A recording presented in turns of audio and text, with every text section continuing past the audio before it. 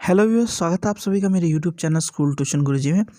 आज हम बात करेंगे कार्यपत्रक 22 की, जो कि 16 दिसंबर के लिए जारी किया गया है। ये कक्षा 8 का विज्ञान विषय कार्यपत्रक है। यहाँ बच्चे अपना नाम लिखेंगे और यहाँ अपने कक्षा अध्यापक का नाम लिखेंगे। बच्चों, हमारा पाठ चल रहा है प्रकाश, और आज हम पढ़ेंगे बहुप्रतिबिंब के बारे में। तो चलिए देखते हैं, जानते हैं, समझते हैं कि आपके आज के पाठ में आपको क्या समझाने की कोशिश की गई है और आपके आज के कार्यपत्रक में आपके लिए क्या नया खास है बच्चों। तो चलिए शुरू करते हैं।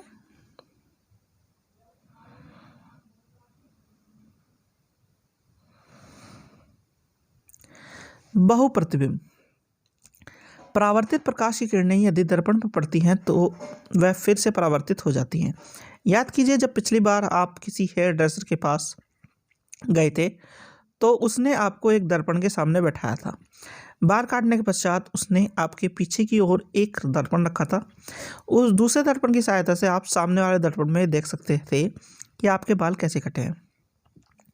परावर्तित प्रकाश किरणों को पुनः किसी दर्पण की मदद से परावर्तित किया जा सकता है, जिससे एक से अधिक प्रतिबिंब बनते हैं। प्रतिबिंब की संख्या दर्पणों के बीच के कोण पर निर्भर करती है। तो बच्चों, ये क्या कह रहा है? पहली चीज़ तो ये कह रहा है कि बहुप्रतिबिंब का सबसे अच्छा उदाहरण आपने देखा है जब आप बाल कटवाने के लिए जाते हैं, और जब आपके बाल कट जाते हैं तो पीछे से जो हेयर ड्रेसर है वो क्या दिखाता है, एक शीशा और दिखाता है, ताकि आप देख सकें आगे वाले शीशे में कि आपके बाल सही तरीके से कटे हैं कि नहीं कटे हैं। दूसरी चीज़ क्या कह रहा है बच्चों, जब हम किसी परावर्तित प्रकाश की किरणों को पुनः किसी दर्पण पर डाल करके परावर्तित कर देते हैं तो उससे क्या होगा, उससे एक से अधिक प्रतिबिंब बनेंगे, यानी बहुत सारे प्रतिबिंब बनेंगे। ऐसी स्थिति क्या कहलाती है बच्चों? बहुप्रतिबिंब कहलाती है ऐसी स्थिति। चलिए आगे बढ़ते हैं। आपने कक्षा 6 में पेरिस्कोप परिदर्शी के बारे में जाना। पेरिस्कोप में दो समतल दर्पणों का उपयोग किया जाता है जो परावर्तित प्रकाश को पुनः परावर्तित कर देते हैं। पेरिस्कोप का उपयोग पनडुब्बियों, टैंकों में और सैनिकों द्वारा बंकरों में भी किया जाता है, ताकि वे बाहर की उन चीज़ों को देख सके जो उनकी सीधी रेखा में नहीं है।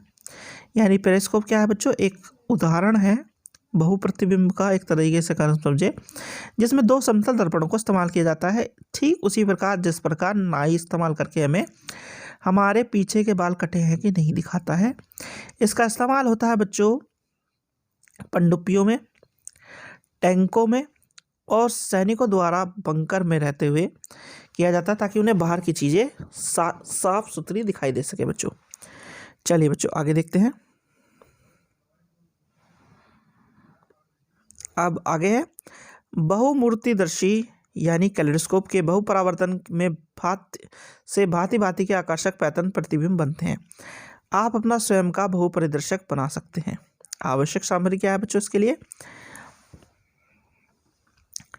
3 समान आकार के आयताकार समतल दर्पण, स्ट्रिप्स, 2 त्रिकोणीय कांच के टुकड़े, कार शीट और सेलो टेप रबड़ बैंड। अब कैसे बनेगा बच्चों ये? पहला है, तीनों दर्पणों की स्ट्रिप्स को प्रिज्म की आकृति में चित्र अनुसार जोड़ें। अगला है, त्रिकोणीय ट्यूब पर रबड़ बैंड या सेलो टेप लगाकर फिक्स करें। अब इसे किसी भी बेलनाकार ट्यूब के अंदर ठीक से डालें।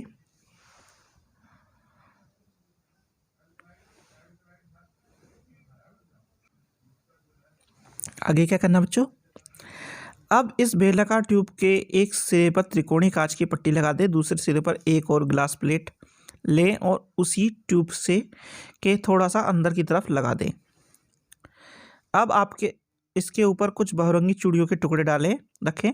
ट्यूब के इस छोर को एक अन्य ग्लास प्लेट के साथ ड्रेसिंग पेपर के साथ कवर करें और कार शीट के एक टुकड़े के साथ ट्यूब के दूसरे छोर को कवर करें और केंद्र में एक छेद करें, ताकि इस छेद के माध्यम से अंदर का दृश्य देखा जा सके। बहुमूर्तिदर्शी तैयार है। छेद के माध्यम से झांकें और सुंदर पैटर्न का मजा लें। यानी कि बच्चों होता क्या है, जो हमारा बहुमूर्तिदर्शी है वो क्या बनाता है बच्चों? वो अलग अलग आकार के पैटर्न बनाता है, और उसका कार्य किस प्रिंसिपल पर काम करता है बच्चों? जो दर्पण में एक से अधिक प्रतिबिंब बनते हैं, यानी बहुप्रतिबिंब बनते हैं, उसके अनुसार वो कार्य करता है। अब जरा प्रश्नोत्तर देख लेते हैं बच्चों। पहला प्रश्न है, पेरिस्कोप क्या है, इसका उपयोग कहाँ किया जाता है। तो बच्चों जैसा कि हमने अभी पढ़ा, पेरिस्कोप क्या है। पेरिस्कोप में दो समतल दर्पण का उपयोग किया जाता है जो परावर्तित प्रकाश को पुनः परावर्तित कर देता है। ये पेरिस्कोप है बच्चों। और इसका उपयोग कहाँ है, पनडुब्बियों में, टैंकों में और सैनिक द्वारा बंकर में किया जाता है बच्चों। चलिए अगला प्रश्न देखते हैं बच्चों। प्रश्न नंबर 2 है, जब आप हेयर ड्रेसर के पास जाते हैं तो आप अपने सिर के पीछे की कटिंग कैसे देख पाते हैं। तो हम बहुप्रतिबिंब जो एक साइंस की टेक्निक है उसके द्वारा अपने पीछे के बालों को देख सकते हैं, जैसे कि हमारी आज की वर्कशीट में दिखाया भी गया है कि जो हेयर ड्रेसर है वो हमारे सर के पीछे एक छोटा सा शीशा लेके खड़ा होता है, जिसकी हमें जो इमेज है या प्रतिबिंब है वो यहाँ पे बनती हुई दिखती है बच्चों। चलिए आगे बढ़ते हैं। अब है, बहुमूर्ति रस्सी बनाने की विधि का वर्णन करें, कीजिए। तो बच्चों ये जो अभी हमने पढ़ी, ये जो 4-5 पॉइंट की हमने पढ़ी है, यही बहुमूर्ति रस्सी बनाने की विधि है बच्चों। यही आपको अपनी किताब कॉपी में लिखनी है, ठीक है बच्चों। चलिए आगे देखते हैं।